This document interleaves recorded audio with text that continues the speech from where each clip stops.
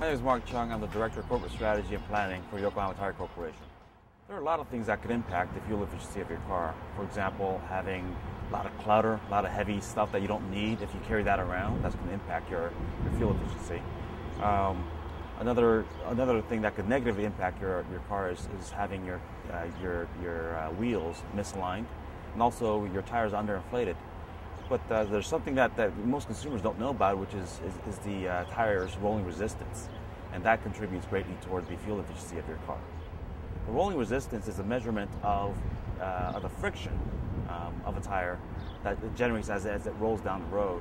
To visualize yourself riding a bicycle with severely underinflated tires and how much more energy it takes to propel yourself. Your typical low rolling resistance tire in the marketplace will have a good low rolling resistance number or value, but trade off on, for example, wet braking and wet handling, or even dry handling and dry braking. In the case of Yokohama, we minimize the trade-offs by using very novel technologies that are industry firsts. For example, the DB Super E-Spec, our flagship eco tire, incorporates natural rubber and orange oil to bring about a very unique performance, where you have low rolling resistance in our what we call the highway mode, and under braking or under heavy load conditions, the characteristics of the compound change to deliver high grip and the braking performance that you need, and it behaves just like a regular tire.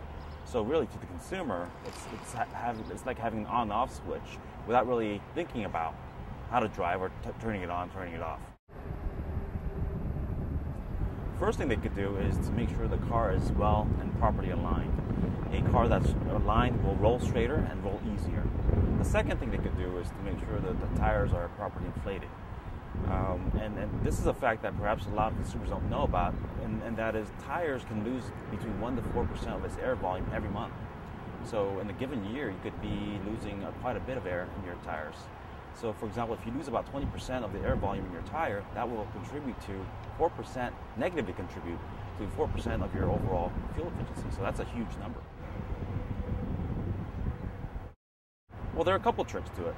Number one, you have to make sure the tires are cold. That means if you've been out driving around, make sure that your car's been sitting for about a good 3 to 4 hours, because the air pressure varies according to the temperature of the tire itself. I use something like this, something that you could buy at a local car part store for $1 or $2, and this gives you a very simple reading of where your tire pressure is at on a monthly basis.